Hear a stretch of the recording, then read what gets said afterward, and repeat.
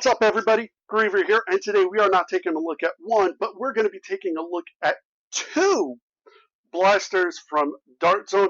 I happen to get my hands on these early, so shout out to Rex from the land down under, Botsnblasters and Clownie Nerf for helping me get these a little early, even though I'm about at least 2 months late getting these reviews out. But we have here the Dart Zone, I believe it's the Renegade, and the Dart Zone Buccaneer. Yes, I got my hands on the new Dart Zone Pirate pistols a little early. So we're going to mainly do this like we normally do. We're going to go over the aesthetics of the blasters, how they work, what they happen to come with, which honestly ain't much. Go to the workbench. We're going to take a look at the internals of this one, and I'll explain why I'm not opening this one at the moment. And then, of course, give you my final thoughts on things. So, going over the Renegade real quick. The body of this blaster is primarily a transparent red, which is really, really nice. You get to see kind of like the internal workings of it. You don't get to see everything, but it's nice to see a transparent red back in the swing of things. Anyway, the front barrel, your rail, and the trigger guard and trigger are all orange. And then you do have a couple of gray parts on here, namely the cylinder, a little loading ramrod up here, which does not move or anything like that.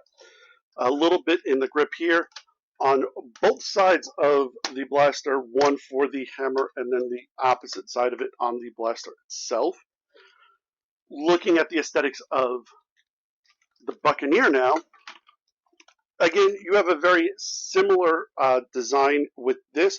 You have a bunch of red up here and on, of course, the barrel. The gray is a little bit more pronounced on this one. It goes along with the trigger guard. Basically, what would essentially be metal, actual metal bits if this was a, I guess you can say, an actual firearm or a pepper box, which is basically what this is. The gray would actually be metal, so would the orange itself, but, you know, just to delineate from the differences. And then the red would actually be what would be wood, but again, is that nice transparent red. So, oh, and there's no rail on this one. Now, these do come with darts. I don't happen to have the darts, but these are also stock, so they have ARs in there, so I can safely fire these without really damaging them. The way they work is very simple. You pull back on the hammer, which rotates the barrel on here, and you do have to make sure you bring it back all the way, otherwise you're kind of half-cocking it and it won't fire properly. But once you're there, pull the trigger and you fire. So, as I was saying with the kind of half-cock, if you bring it back for the barrel to rotate, it's not going to actually prime the blaster, but it will rotate it. You got to bring it back just enough to hear that click, and then you can safely fire it. This one, easy enough. You just front load the darts, and then you're good to go. With the Renegade, though, it's a little bit more different. You do have these nice slots on both sides, which lead into your cylinder here, that you're able to actually load darts 2 at a time, and you can rotate this through while it's not primed. And again, this also does have the same half prime thing, so if you bring it back a little bit to prime it, it's not going to fire. You have to bring it all the way back to hear that click, and then you can fire it off. So that's the overalls on these. Let's go to the workbench and we'll open up this guy.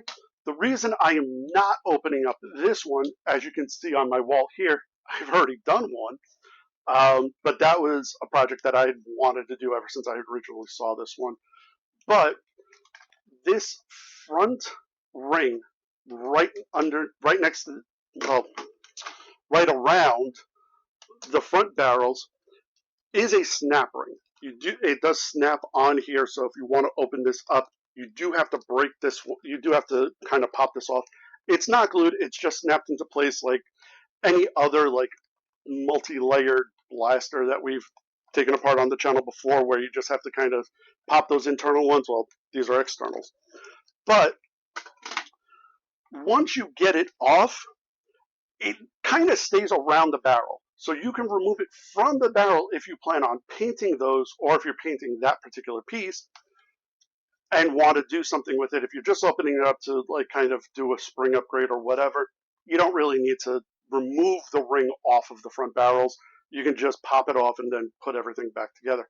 However, if you do want to paint it up kind of nice, like I did with this one I actually did in the theme of Percy DeRollo's retort from Critical Role, The Legends of Vox Machina. I love the show. I love Critical Role. I love D&D. I'm a huge nerd. You should know this by now. But ever since I originally saw this, the first thing I thought of was the pepper box. But when I saw it was only 4 barrels, I'm like, oh, that's retort. So that's why I did this up like this. I think it came out really nice, but that's not the point here. Point is, though, once you get the ring off, it's hard to get back on. You can get it off and over these barrels. However, it's very hard to get it back on without either warping the ring or kind of damaging your paint if you did so. What I wound up doing was I just put a tiny little slit right at the bottom of it. And, you know, honestly, it doesn't really affect the aesthetics of it as far as I feel. So I think it still looks really good like that. But that is also the reason why I'm not opening up this one, because truth be told, I just don't want to deal with the ring right now, and I don't have a plan for this particular one just yet. So let's go over to the workbench and take a look at this one.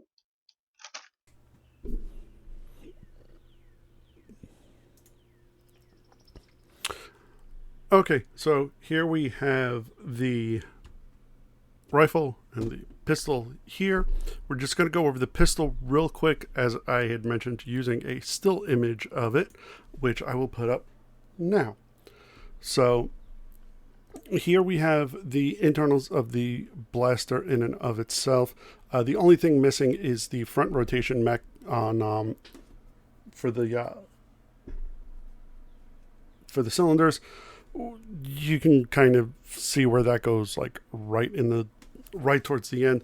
But the back portion of it, this is how essentially the internals of this are set up. They will actually hold in place because of the hammer screwed in on the opposite side. If you do want to remove all of the internals, you do have to unscrew that from the blaster in and of itself. You don't have to unscrew the hammer in order to open it, but you do have to unscrew it in order to remove everything. But yeah, that's the internals of that. So now we are going to get onto the internals of this one. So I am going to take the hammer off just so it will, actually no, I'll leave it on because it'll make it actually keeps it level. So give me a hot minute to unscrew everything, and then we will take a look at the insides of this. Okay, so excuse me. So I did forget that I did neglect to mention this before. This does actually have a jam door on top, part of the what is part of the rail system, which actually does come off by itself. So there is that. But you have this little tiny section that's attached to the front barrel. You just pull that little lever up front there, and you're able to open up the jam door in case you get something stuck or whatever at the top, in the top cylinder, that you can't normally reach. That's actually kind of neat, and I appreciate the effort for going through on that one. Does make it a little bit, does just add to the number of parts that if you're going to paint up that you'd have to paint, but you know, little things here and there.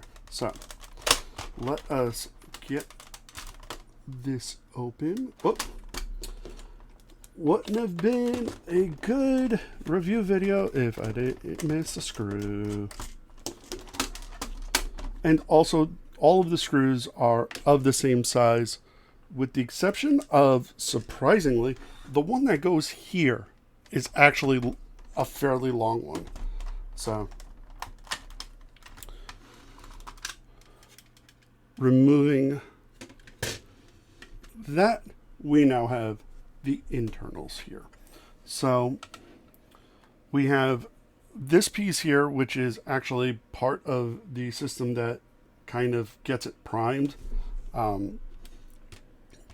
You have what looks, you have the catch, which is all right here. You have your rotation mech. You have your plunger, which is a little on the, excuse me, I don't know what's going on in my voice right now, is a bit on the small side. So any upgrade spring, it's going to be questionable. This I really is not going to be one of those performance blasters. This is really going to be something more of a, you're doing cosmetic builds, or you just have a theme going. Apparently I missed another one. On the opposite side here, you can see in the, where the gray pieces are, they have those snap-in clips that you just kind of have to bend the backs a little bit in order to loosen them up and pop those out to get your gray pieces out if you want to paint those. If not, there's really no reason to take those out. But yeah, these are the internals for the Renegade. A little bit more in here than honestly what I was expecting compared to the pistol, but shouldn't really be too bad if you're going to try and put it back together. Again, snapshot close-ups of the internals so that you know where everything goes. Even layered like this, you can still be able to get stuff, you can get stuff situated from there. So, all right, I'm going to button this back up, and then we'll go and get my final thoughts on these two pieces. Okay, so my final thoughts on the Dart Zone pirate pistols, or pirate blasters, I should say. Truth be told, I really do like them. I really, really love the Buccaneer. The Buccaneer is like taking the Busby flintlock pistol and dialing it up to 11. The aesthetics of this one is really nice.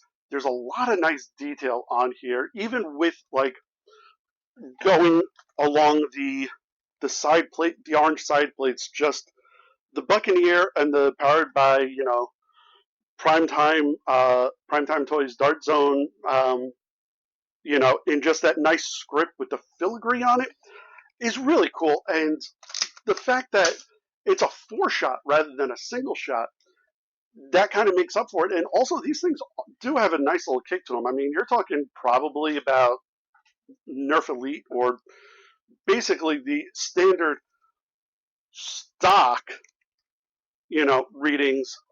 You're getting like a good little pop of power out of this, and even the rifle in and of itself.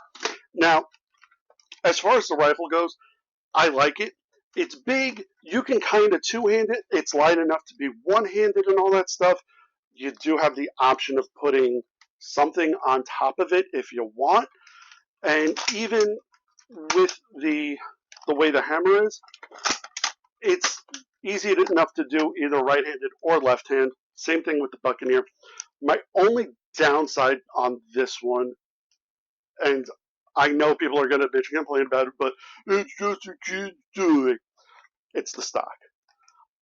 Honestly, I hate this stock so much, or this, whatever you want to call it, because one, even on a kid, that is a really short shoulder to do. Um, you know, that's one thing. Two, if you were just going to do this, I don't know, maybe it should have just been like the pistol grip on the from the Buccaneer. Um, or if you were going to do this, make it a little bit longer. This is not uncomfortable to hold. Don't get me wrong on that. The comfort here is nice. This is a decent grip. I like it. I just hate the fact that you're implying a stock when it's useless. Um, But outside of that, I mean, like, the internals, definitely, as I said before, take a picture of it so you know what you're looking at. Because, I mean, I can see where this may trip up one or two people while they're trying to put it back together. But, yeah, I really like these. I'm looking forward to them when they come stateside. I'm definitely going to be picking up these and definitely doing a bunch of paint-ups on them. Um, I'm going to work on this, but I don't know. I don't know how strongly I feel in regards to my love for this. I like it, but I don't love it. I love this one. I absolutely love this one. So there you have it, folks. So, all right, that's where we're going to end it for this video. And as always, if you enjoy the content we put here on the channel, please throw us a like and subscribe. Leave a comment down below. Let me know what you think of the Dart Zone Pirate Blasters. Are you looking forward to them coming stateside? What do you think of the rifle? What do you think of the pistol? Let me know in the comments below. I love reading them all. And oh, don't forget to click that little bell icon. Otherwise, you may not know when me and Arlene are doing our silliness here on the channel. And don't forget, we do have the P.O. box, so if you want to send us some snail mail, really should go check that. But yeah. Oh, and again, shout out to Rex, Botsnblasters and Clownie for helping me obtain these for this review. And again, thank you all for joining me. I will see you guys next time. Later.